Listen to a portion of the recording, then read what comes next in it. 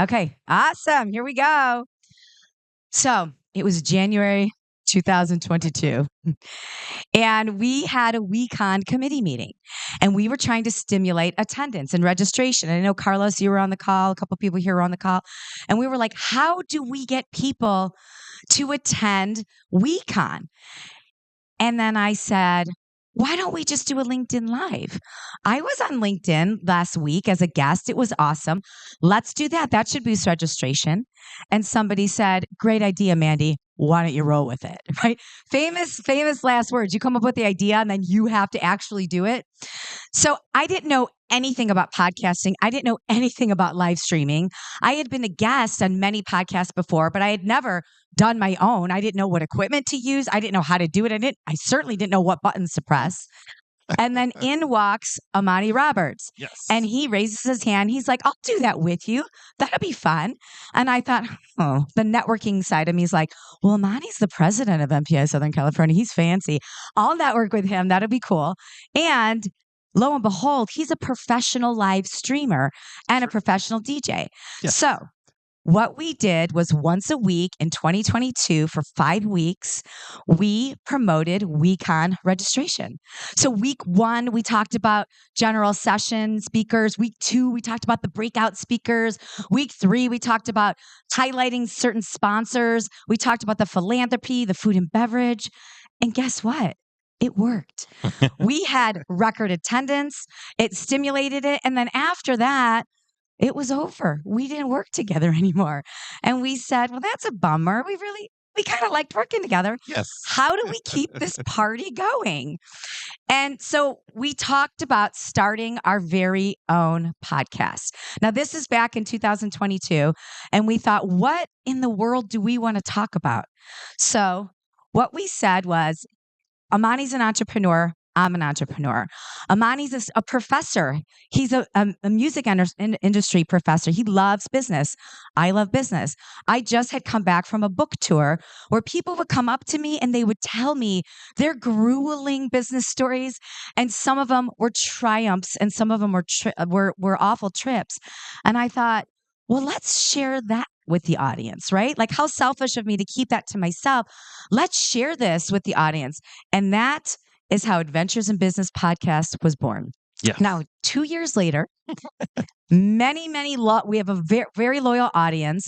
We had no idea what we were doing at the beginning. And this is what we're going to talk about today. We're going to share with you how to start your own podcast. We're going to share our lessons learned, our trips, our falls, our triumphs, and we're going to share with you what you can do, what you can't do, the equipment you need to use. That's going to be the first part of this. And then the second part of this, we're actually going to interview 3 people live. And it's going to be super short, very quick interviews, but we are live streaming right now. Our personal philosophy is build in public. We believe in making mistakes in public. You are going to see some mistakes today, and that's okay. What we're going to do today is during the live session, we are going to lift up the lid of the saucepan and we're showing you how the sauce is made.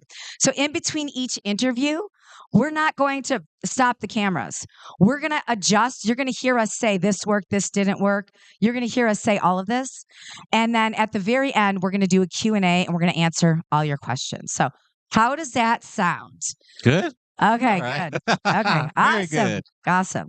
All right, so we've explained a little bit about where this will be seen. Once again, it'll be on MPI's LinkedIn page. It'll be on MPI Southern California's Facebook page, and then the Amani Experience X channel. We have the ability to broadcast at many, many places. These are the 3 that we chose. And tune in, make comments. If you have a question, write it down. Also, once we're finished, you can go to our Adventures in Business Spotify account, also our YouTube. It will also live on MPI's page. That's one of the hidden benefits is that if people miss it, many of you have shared that you saw some of our broadcasts leading up to this event and you'll watch it late at night, listen to it while you're driving. It will live on the Facebook page and the LinkedIn page. I like to say that there is beauty in the replay when it comes to podcasting and live streaming. Yes. Okay. So we're going to get started. We're going to share a bunch of stats with you, but attention is the new oil.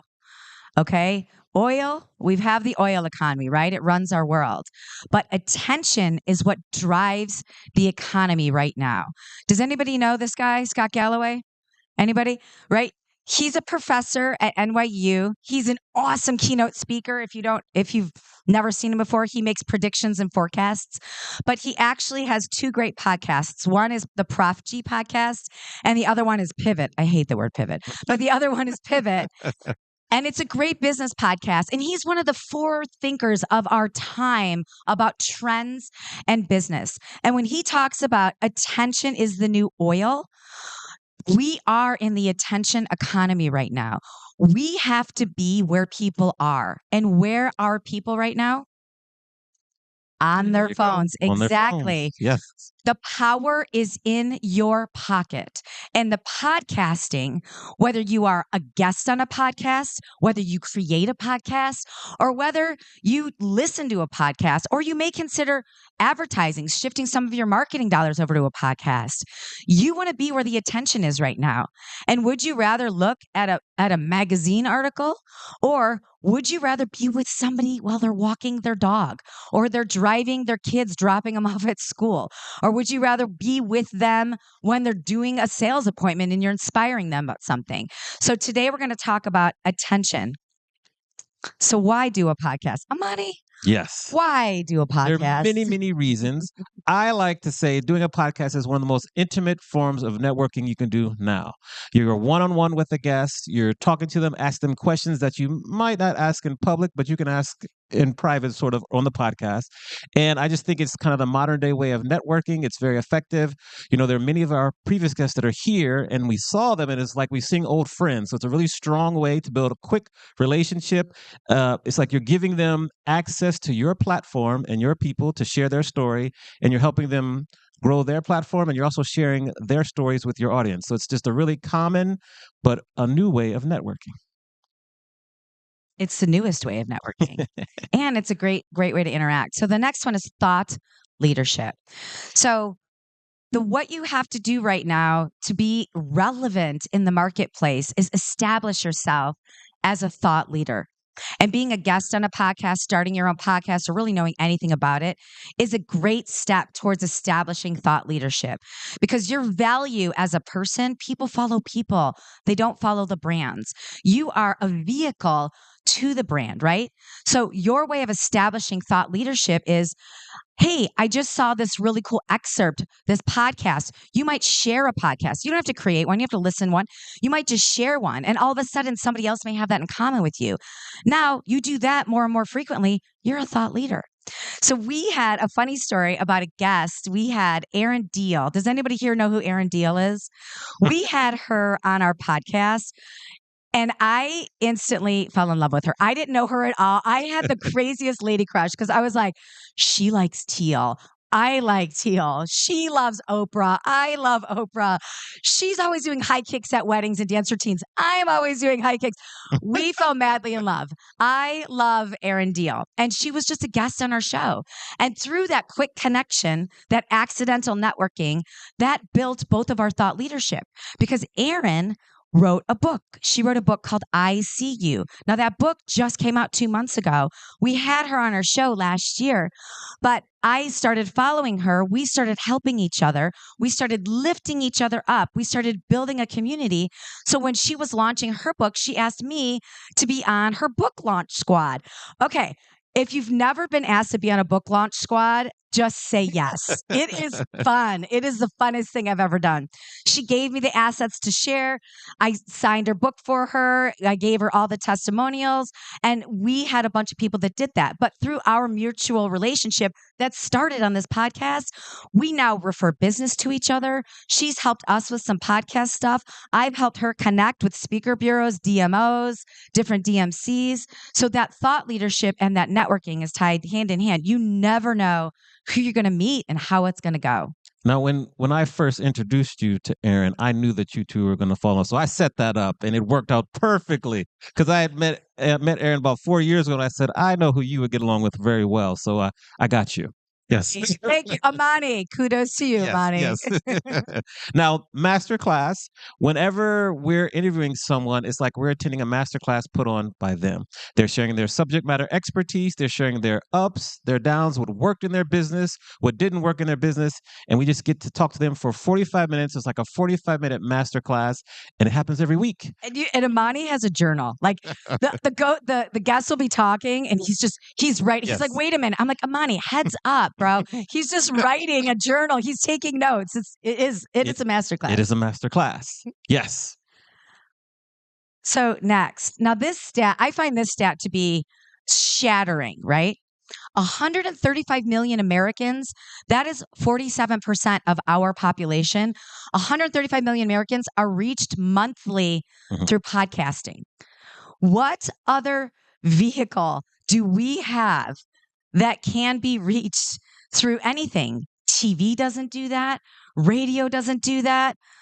X may do that. Twitter may do that. We may see some of that on YouTube, but 135 million Americans are on podcasts, or they're reached through podcasts, whether they listen to it or whether they're on it.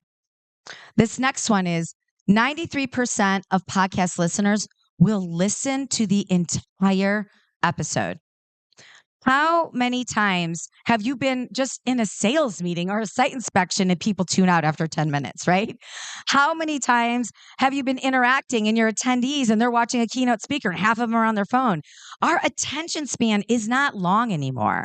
So to have a vehicle like this where they listen to 93% of the actual episode is a really huge deal.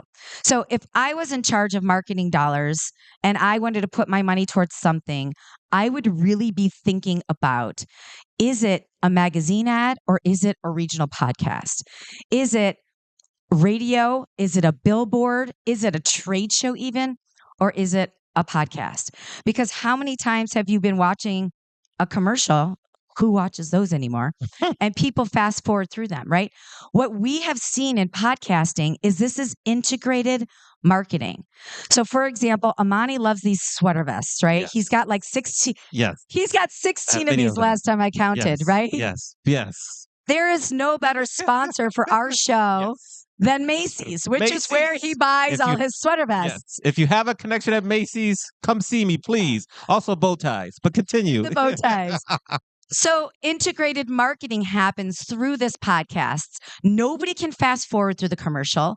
Nobody's hitting pause. We're just talking about, oh my gosh, Amani, I love that sweater vest. Where'd you get it from? Macy's.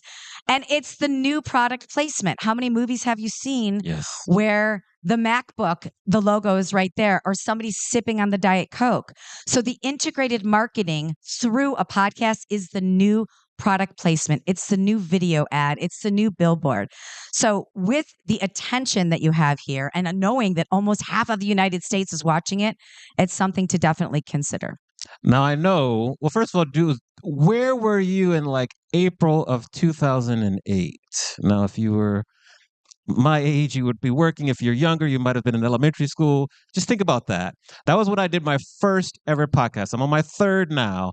And all I had was a microphone with a USB connection to a computer. Now, when I go back and listen to the sound, it's not good. But I had to get started somehow. So that's the point of showing you this, is that really all you need to get started is a microphone and a computer. You could use your earbuds and talk into the computer. That's also pretty effective via Zoom. That's very, very applicable nowadays. Now, you see on here, the top left, that's an audio interface. And so that's like an audio interface. That's what you would plug in your microphone into, which would then plug into your computer. What's shown there is a Focusrite. It's about $129. You get it, you plug it in, you can go. It allows you to control some of the sound, the levels, really simple, effective. It'll make your sound, it'll elevate your sound. Now, you do not have to videotape your podcast. However, I recommend it for many reasons. First of all, Spotify, when you put on Spotify, they're giving, you know how they play with the algorithms. They're giving yours an extra bump if it's video. And sometimes when you watch a video podcast on Spotify, it actually comes across very nicely. Second, you do have that content that then you can chop up. And many of you will see how they share the stories, or on whether it's YouTube Shorts, Instagram Stories, TikTok. You'll see clips from the podcast. So it's very effective for that. And then YouTube. what is the largest search engine in the world? Number 1 is Google. Do you even know what number 2 is? YouTube. So you get the content on there, someone will find it. So you see the microphone, you see the headphones. I don't have usually have my headphones on when I do this. No headphones. And then you have cameras. So we're fortunate that Corbin is with us. So we have 3 cameras here. Now, you don't have to go out and buy a camera. You look around your house, see what you have. You could have an old DSLR camera that you use to take pictures that you can actually plug into a computer. It can stream for you as long as you have a battery, good battery life. You can use old iPhones or Android phones, smartphones also. So you can, even if you're going to record on Zoom, just record that way, and it comes across pretty nice. So you can do that also. That's it. Then you have your computer, you have your capture card. There's a lot of other stuff there, but I don't want to scare you too much. So we'll just say earbuds, microphone, computer, record. The key is just to get started. That's really the key. And if you fell asleep during that, like I did, I'm just kidding. I'm just kidding. No, for real. Amani knows what equipment, because I didn't know what to do. And he literally sent me the links. He's like, go get these 3 things and you're good. And so ask us that after the fact. Come up to us. We will tell you. I won't tell you any of the equipment. I barely know. But Amani will tell you all the equipment you know. Right. You know. But I do urge you, if you can't, go back and watch our first episode 2 years ago and watch now. And Mandi has come a significant way. And she talks to the guests, oh, get this and do that. I'm just like, look at you. So we're learning on the fly. Build in public. Done is better than perfect. That's the theme. Right. Done is better than perfect. That is so true. That is so true. And then what he just said about videoing it, that's the beauty of podcasting. You film it once, or you record it once, and then you repurpose it over and over and over again in the form of clips, in the form of quotes. It is the cheapest form of marketing you could have. And then you repurpose it, and then it lives there forever. So the next part is the scheduling, the interview prep, the promotion, and the follow-up. So, guests are everywhere. We have 2 prior guests in our room right here. We have Nicole Christie, who's going to be up here in a little bit. We have Hildy Isaacs, who was a guest. One of you may be a future guest, but guests are everywhere. Our style of guests is we want to interview founders and CEOs in multiple industries. And we also want to interview thought leaders in the meetings industry. So once you determine the type of guests that you want, then you schedule the guests. We use Calendly, a Calendly link, and we give the link to the guest, and then they pick their time, and we just block out every Monday at 1:00, and they schedule it. Interview prep. If someone's going to spend an hour of time with you, you want to give them, honor their time and their talent and prep. You don't have to do a ton of prep, but you don't want to ask boring questions. You want to ask specific questions relating to them. I like to use LinkedIn. And another tip, I like to go into the LinkedIn where people recommend them or they recommend somebody, because the things that are most important to that guest, you will see a trend. They will say somebody has a hard worker like 6 times. Hard work's important to them. They might say somebody is very creative. Read those recommendations in LinkedIn. And that's also just a good tip for how you're interacting with potential customers or potential attendees. Yes. And then follow up. So immediately after the podcast, that's when you want to repurpose it. You want to post it. You want to ask your guests to post and share as well. And you want to give them the tools for that, which is maybe you have a hashtag you want them to use. Maybe you want to make sure that you tag them on Instagram as a collaborator, as Corbin recently taught me. So, so there's a bunch of stuff that has to happen from the pre-show and the post-show. Again, it's not a lot. We use Google Docs and we just share with each other. It's really simple.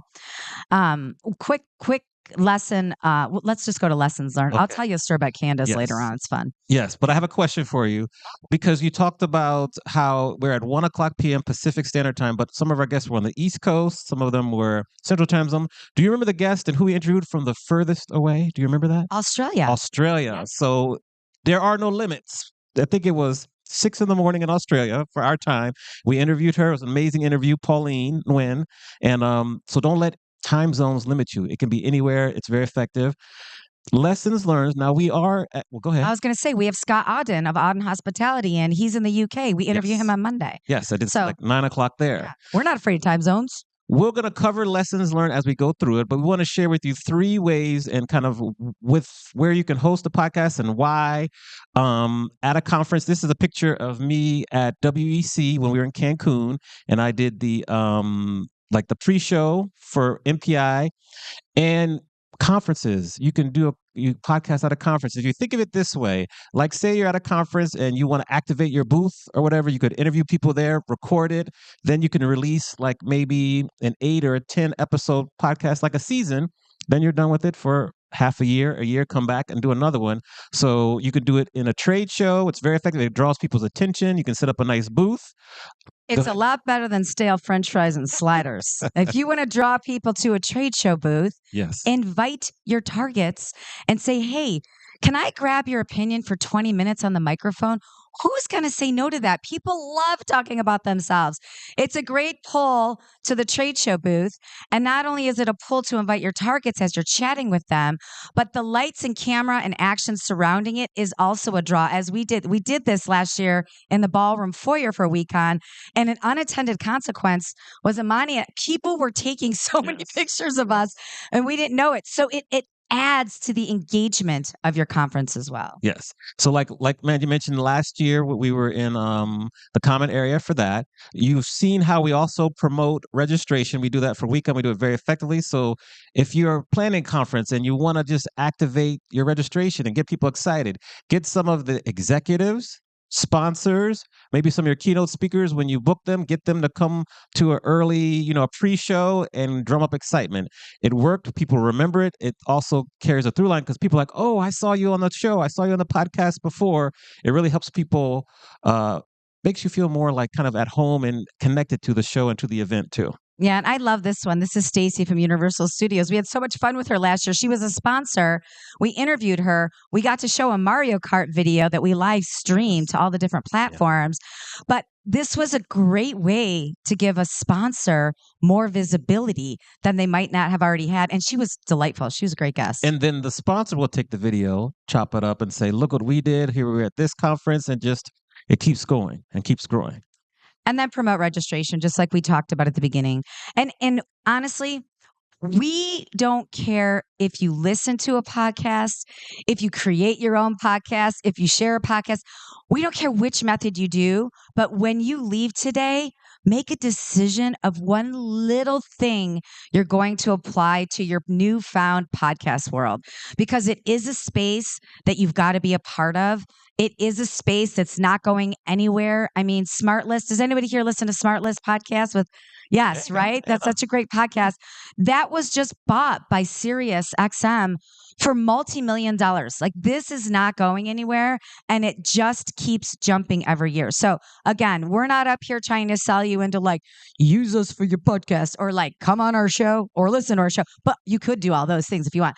But we're here to tell you, dip your toe into the water of this industry, because it's growing rapidly, and your business and your conferences will benefit if you participate. So this concludes the educational part of the session. And now, oh yeah. Well, yes. We're not done. We're not done, Carlos. And now we're going to head into the live interviews. So are you ready to do some live interviews? All right. Okay. Yes. Go ahead. You can introduce. I'm going to introduce Yes. her.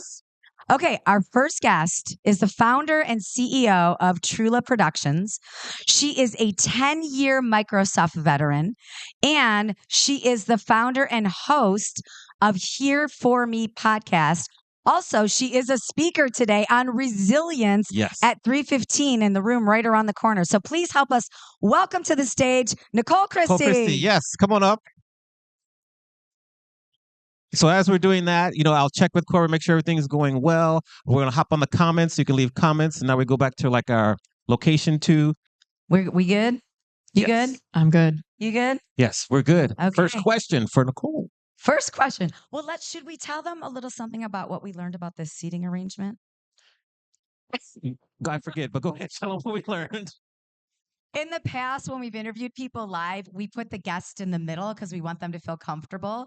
And the poor guest was like, ouch, my neck, out. And they were going back and forth like a tennis match. And so we learned it's better for us to put the guest on the end. Yes. So we can interact with the guest this way. But Amani needs to be near the computer, because what he's doing on the computer right now is he's watching the chat and he's responding You're to right. the chat. Like I would respond to Veronica. Thank you for putting your comment there. Happy Global Meetings Industry Day, everyone. I'm glad. Happy Global Meetings Industry Day. Yes. So keep adding comments, questions, because now I can monitor chat. I'm listening so I can ask my good questions, and we're off and running. We're off and running. We're off and running. Let's go. Welcome. Thank you. I'm going to start with a question right out of the gate. Okay. So many years ago, when you were at Microsoft, you were tapped to help make Microsoft better because they were having an issue with senior management and junior management and cultivating that relationship. So they tapped you to start a podcast to improve internal management relationships. Yep. Can you tell us a little bit about that and what resulted from that? Yeah. So it was Microsoft was rehauling the role of the manager entirely.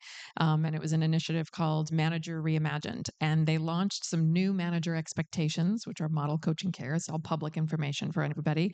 And it was essentially asking managers to step up in a different way. So we knew that the company had transformed, been through a huge transformation over the last, at that time, it was 5 years. This was 2019. And this huge training was launched. So every manager in a company of then 180,000 people had to do 42 hours of training about how to manage. And so many of them were mad, especially the senior ones are like, I've been doing this for 20 years and I've been at Microsoft forever. So that initiative launched. And as part of that, we were trying to figure out a way to facilitate conversations, which is where the podcast idea came from. So how can we give particularly more junior managers a chance to interact with more senior leadership, people that you maybe wouldn't interact with, like the 16 people at Microsoft that report to Satya Nadella, the CEO, and also globally and different departments. Engineering doesn't always talk to HR, finance isn't always talking to marketing. So we wanted to bridge that gap through conversation. And that was where the idea for what is called Managers One-on-One came into play of, okay, let's start this podcast and have conversations with particularly the senior leadership and talk to them about their manager journey. Because even the most senior leaders went through this training, sometimes much to their chagrin. And they shared, well, this is how, I started and this is where I've grown and this is how I model coach and care. And we ended up launching that in February of 2020. Not knowing that a month later, it would never have been as important to have a podcast available because no one was having these trainings in person. So they couldn't go, hey, can I pull you aside as everybody's doing at this conference and talk to you in between sessions about how you do this or what are some of the challenges you have? So that brought the learning to life for everybody at a time. It was just very fortuitous for us, but at a time that they really needed it.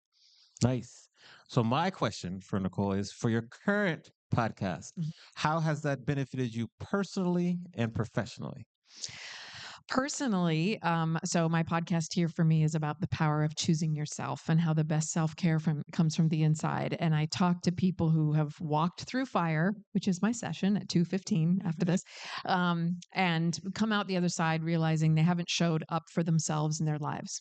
So personally, it's benefited me to have these conversations because you understand that everyone's fighting a hard battle. You hear that quote, I think it's E.E. Cummings. And so to just go, oh my gosh, everyone's going through a hard time. And also we can share lessons with each other like you guys just did, but that's benefited me a lot, either reinforcing things I've learned or new lessons. And then also just like you were talking about the network piece of it. Yes. I have invited so many people on the podcast that I've followed their work for years and wanted to know. And now they're like friends. I mean, this is like, we're walking partners now. We're walking partners in San Diego. Show, now we're walking partners and she's speaking at WeCon. This is exactly the kind of thing that really happens. And, you add these people to your network and yeah, I mean, it's like a friend matchmaking service is sometimes what I refer to it. So, and then just professionally, the skills that I have built is just like you were talking about, just equipment and learning to communicate in this way has been incredible. And I work with organizations and brands and notable individuals to also build their own podcasts or be guests on podcasts. Like, how do you have messaging that's consistent and universal and resonant? And I help people develop that. So doing it myself is like walking the talk. Yes. Okay. So last question. Yeah. For those of you, so who out here is considering creating their own podcast eventually or has thought about it? Yeah. It tickled the brain a little bit. Good. So for the people out there thinking about creating their own podcast, what is one quick tip you give them to get started? I think the most important thing is to think of it as you two do. It's a storytelling vehicle. So how are you using a podcast to tell a story and drive a human emotional connection? I remember when we were creating Managers One-on-One, they were like, well, maybe we'll just read the newsletters. I was like, don't read anything. That's not what people need. They want to hear conversation really raw in people's voices. So think about, is that the right vehicle to bring a story to life, a conversation, and make it really human and as emotional as you can? Because we know, I was in corporate communications and marketing at Microsoft. People, you said it, they connect to the people, not the brand. Right. So whatever you can do to facilitate an emotional connection through whatever your podcast is going to be a key to success. All right. Thank you. We've Yes. got to get you to your session. Yes, I know. yes. So thank you. Round of applause. 2:15 in Bay Laurel 3 and 4. Yes, So, yes. So round of like a half applause an for hour. Nicole Yeah. Christie. Yes. Yes. And we'll see you in your session. Thank you for being All right. here, Nicole. Yes. Thank you, guys. All right. Appreciate you. So while we welcome our next guest, go ahead, Mandy. Give it up for Nicole Christie. Yes. Thank you. All right. A couple questions. So Hildy, thank you for asking the question. Do we ever do a podcast standing up? We haven't done that yet. That could be on the drink. And then and I hope I say your first name right. Tarina, right? Did I say it right? Okay. That's the other thing. Names can be very confusing. You ask, how do we approach scripting and planning an episode? So for our podcast, we generally will do introduction. We'll talk back and forth, catch up on our weekends. Then we will. Well, I want us to talk more at the beginning, and Amani's all business. Yeah, He let's gets get straight to the I'm like, interview. Amani, we got to chat more at the beginning. Yes. And then we have our interview where we talk. We have one special segment that's kind of our differentiating factor. We will allow the guest to ask us each a question, and then we kind of bring it home with a final question there. And that's the only scripting we do. We let our research really kind of guide the conversation, and we do really phenomenal research. One of my mentors is Debbie Millman. She has a podcast called Design Matters, which is phenomenal. It's been around for like 21 years.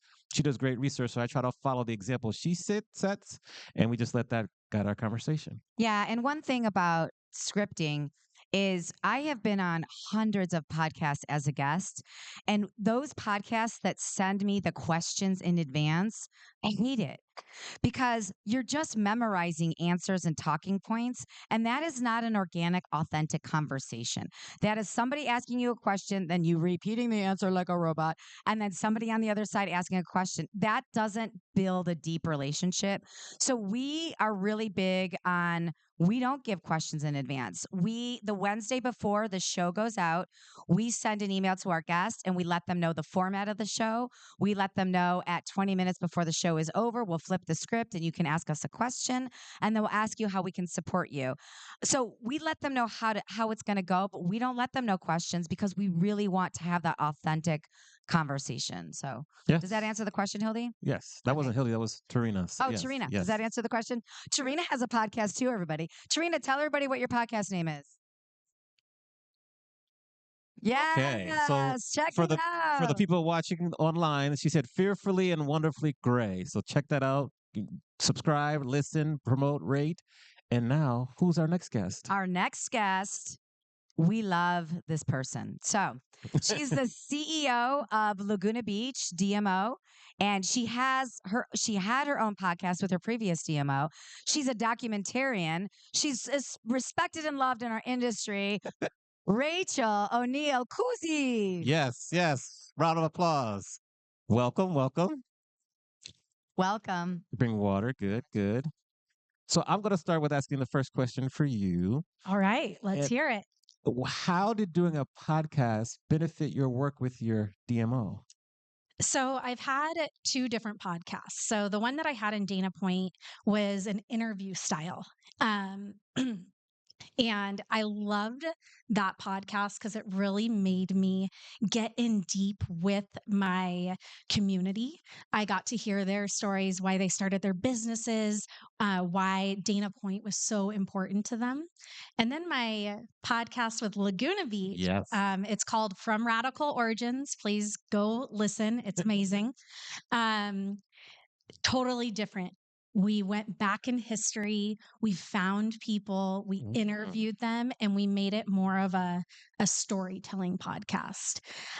They both benefited the destinations because it was a human connection. Yes. And it was telling a story that was important for the community.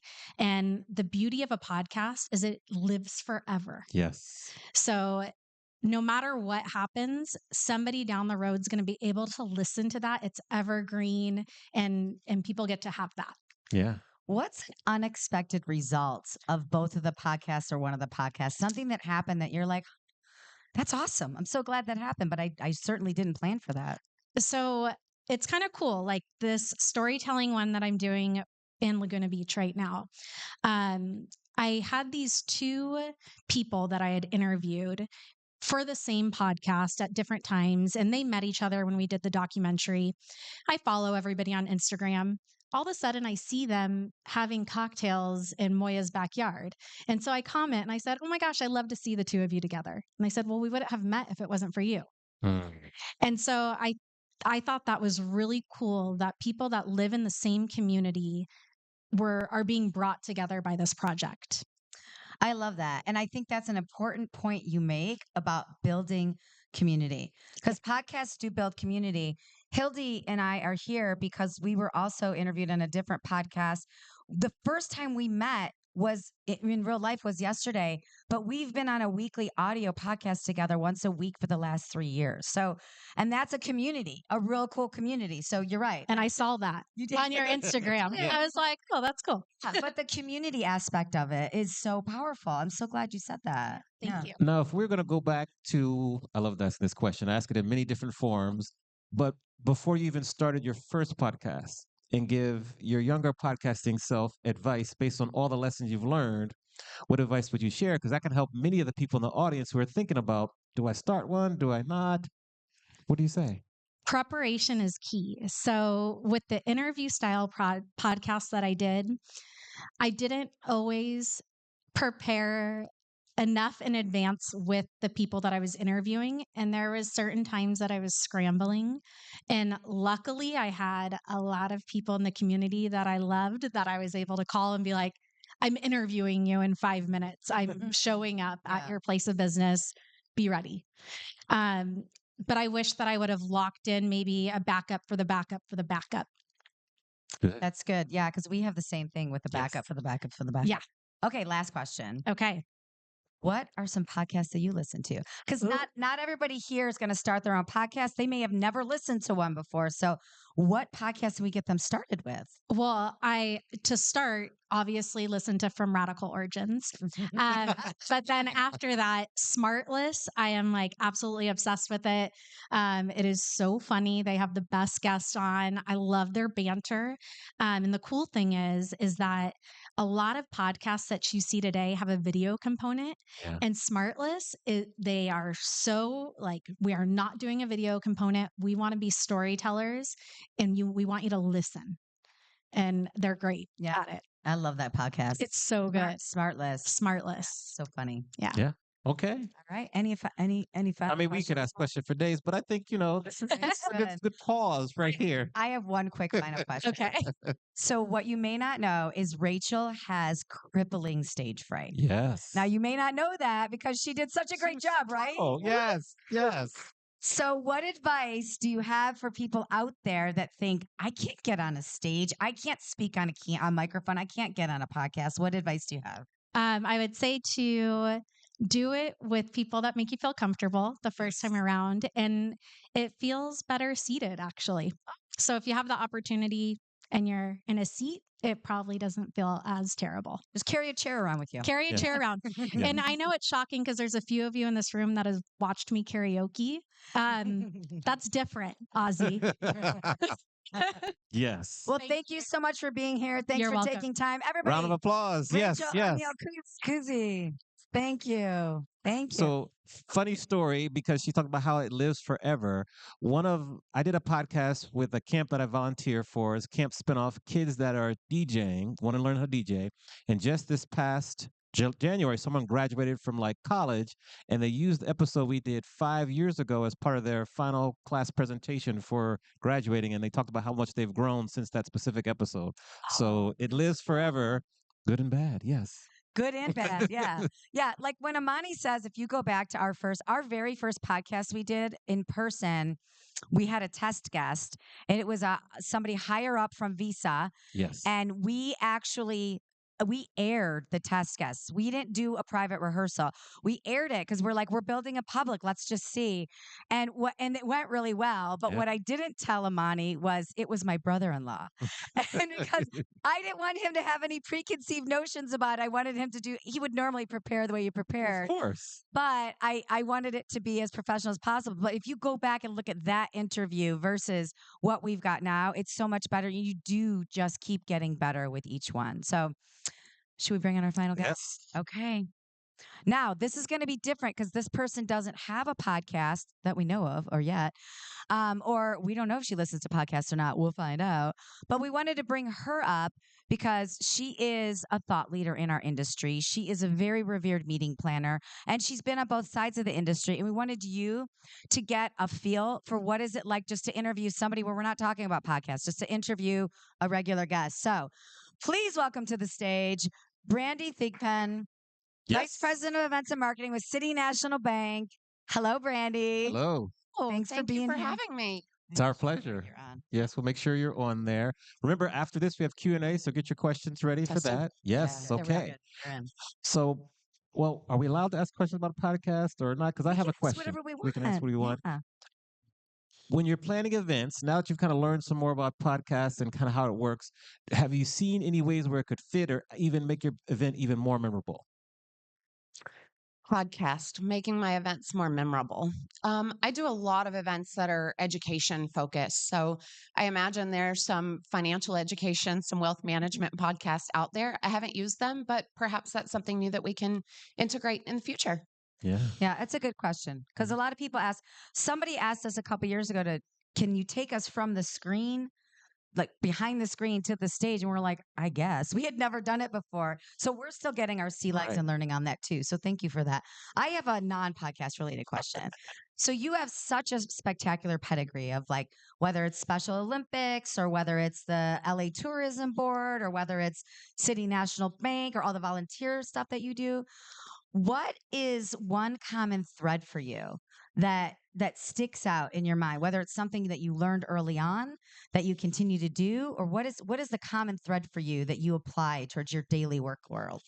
So when I go work with vendors or venue or something that is so important to me is that I'm your partner just as much as you're my partner, and I want to be a good partner. So I ask one of the first questions I ask is, "What is your biggest headache with meeting planners? What is something when you work with a group that is a continuous problem? I don't want to create that problem for you." And that one question creates a partnership on a positive note from the very beginning of the planning. That's awesome. We need more planners like you, right? Yes. You could clap for that, for sure. Yeah. Clap for that one. That's Thank great. you.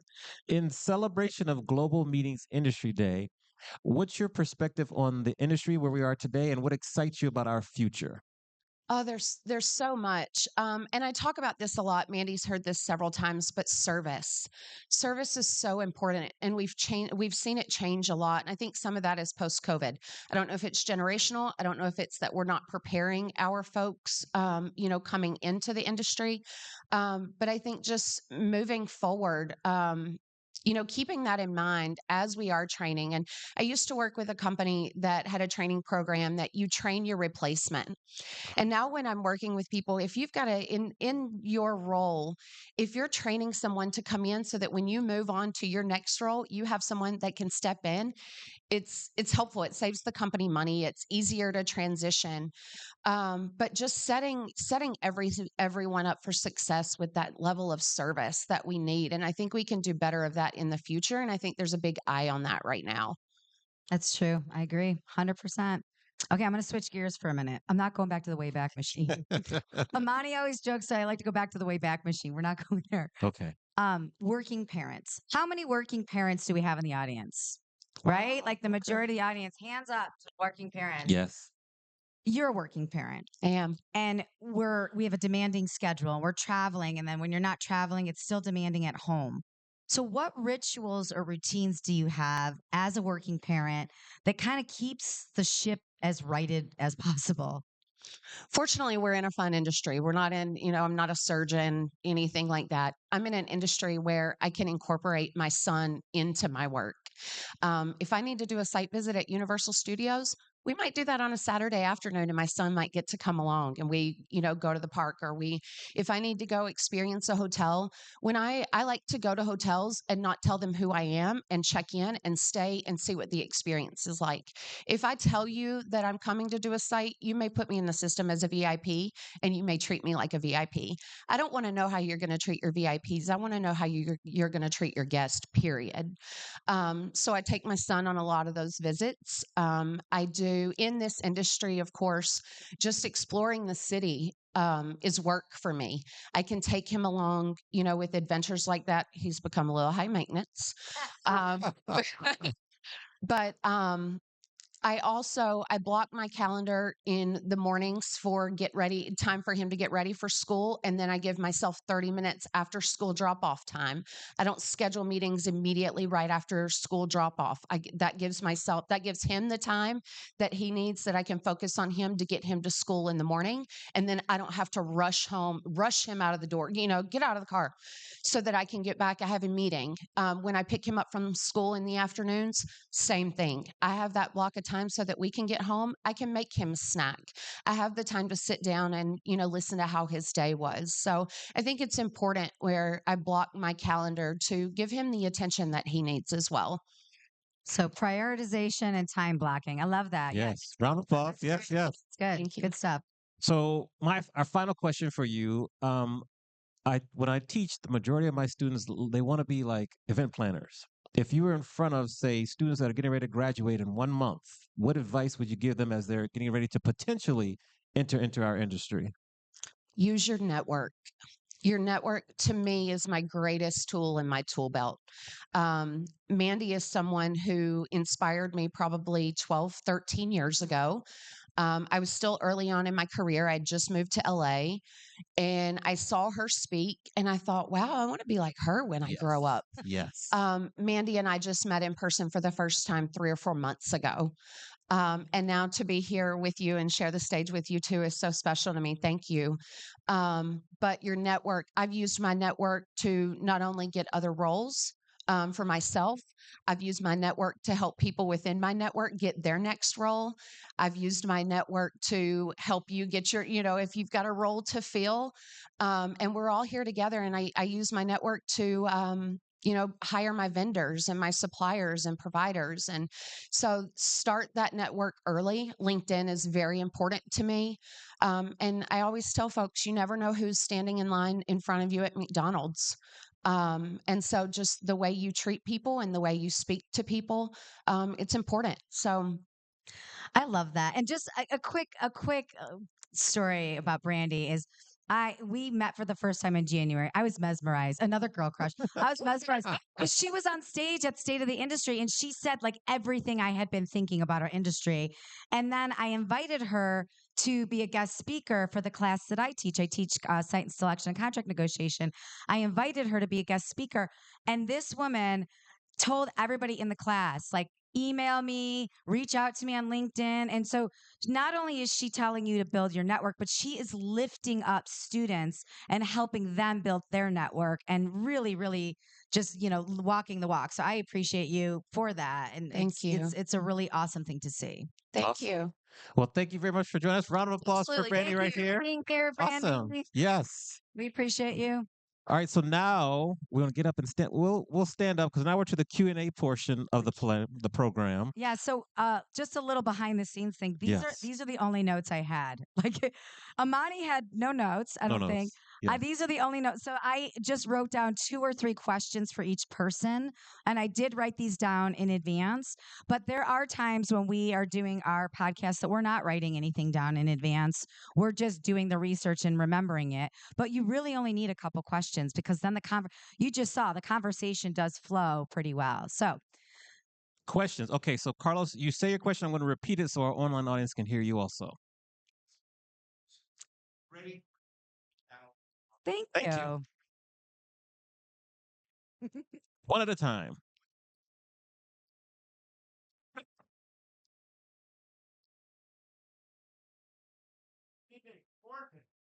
All of your podcasts. What time of day do you think the podcasts are the best for you? And that's it. Okay, platform. So for free, Zoom. Just record on Zoom. It's really easy, simple. People are comfortable with it. Do that. If you want to spend a little money, you can use StreamYard. StreamYard will allow you to record and broadcast it at the same time to Facebook, YouTube, everything, Twitch, all the above. And StreamYard is compatible. If you want to do a LinkedIn Live, StreamYard is the preferred platform for LinkedIn Live. So if you do a LinkedIn Live, it's super easy and they will walk you through how to do your own LinkedIn Live using StreamYard. It is a very easy thing to do. Yeah. Yes. And then you do not need a Corbin. We have a Corbin here today because we have these 3 cameras. We have a lot of sound going in here. We have different things. We're switching scenes and everything. Remember, we're 2 years in. That's like, so you can get there eventually. You do not need a Corbin. You can do it yourself. And yeah, good job, Corbin. Yes, Let's give it up. And a quick fun fact about Corbin.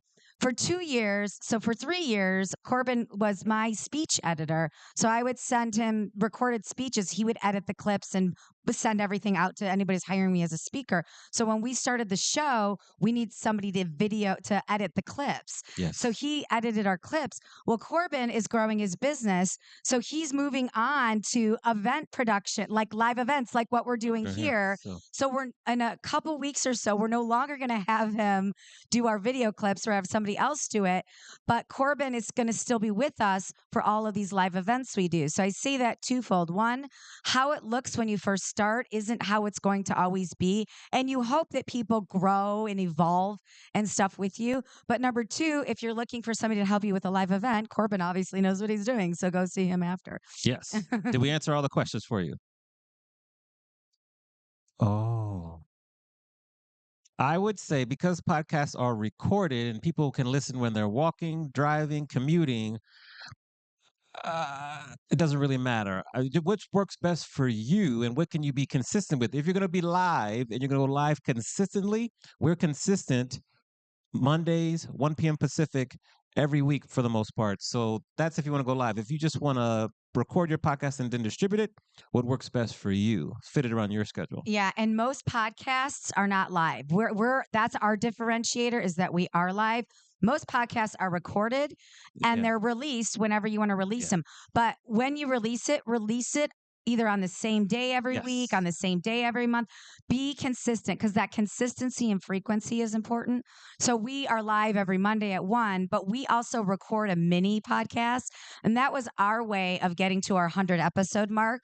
So we record a quick 10-minute mini episode that's just Amani and I kind of kibitzing about a particular topic. And that was our way of getting more visibility. And that's recorded and we release that every Wednesday on LinkedIn. Yes. So whatever you decide to do, just have some frequency and consistency about it. Yeah. I wouldn't maybe start off doing a podcast live. It's just that I have experience and I wanted to push Mandi to be outside her comfort zone and it worked. So that's why we did it this way. It worked, but I'm still not sold on live. Yes. But that's true. It's a conversation we have. That's just between you and me in the wall. Oh. What other questions do we have? No. Okay. Yes. Great. Okay, so frequency was a question. How frequent should you release an episode? So this was a debate we had in the beginning. First, Mandi wanted to do it once a month. Well, you wanted to do it once a week, and I said that gives me heartburn. Yes. So we started doing it bi-weekly, every 2 weeks. Now we're up to every week. I think the best frequency would be if you can do it every week and take off holidays and things, that could be good. You can record 4 or 5 at the start and just kind of ease your way into doing it that way. Or you could do seasons, like they have TV seasons. Like you do a season spring, summer, fall, take off the winter. As long as you communicate with your audience, I believe seasons could be effective. Now, if you really want to push it and do it weekly, once a week, that will allow you to get up to the 100 episode mark, which is kind of a landmark. Fun fact though, most podcasts don't last past episode 7. Keep that in mind. Most people start and stop by 7 episodes. And then by 25 episodes is when you start growing your audience and you start having loyal fans, so to speak, where people are coming up to you. And so there's different landmarks that happen and it doesn't take that many. But yeah, I would, and again, I don't want to overwhelm you. When we first started and they said weekly, I choked. I'm like, I don't have time for that. So just start slow. Yes. Get your sea legs. If it works for you to do once a month, do once a month. I guarantee if you start once a month, eventually you will be once a week, but just start once a month for now. And how often do we do ours now? We do once a week. You win. What if your therapist teach me? You're right. I'm wrong. I'm sorry. No, Yes. no, you win. You win. But yeah, now we're once a week, and Yeah. it's great. It's great. Yeah. So great question. We answered that. What other questions do we have? Anything else? We covered everything. Anything else? Go ahead. Join me, talk to me, whatever, like, hi. And I think I got started because I'd say 7 or 8 years ago, they were talking to Adam Carolla, and he had a really popular podcast. Yes. Right. When you started, having content grow yourself, so that when it was started, you got to that level where you're like, I don't care if someone's listening right now, we're just going to keep talking. Right. I mean, I think the podcast is for you to begin with. I don't think it's to be famous. I think it's for you. I think it's that masterclass, it's that networking, and it's really a very intimate conversation between you and the guest. So if nobody else listens, it doesn't matter. It's you and the guest. Other people might listen, which is awesome, and then it will grow with frequency. But you don't have to be a celebrity. You don't have to be famous. You just have to do it for yourself. Whatever that intention is, determine that intention and do it for yourself. Yes. So I would agree. And just it's like marketing for your business or your brand, your personal brand. So it's really more about you. And when people find you, you're going to be famous to them. So keep that in mind.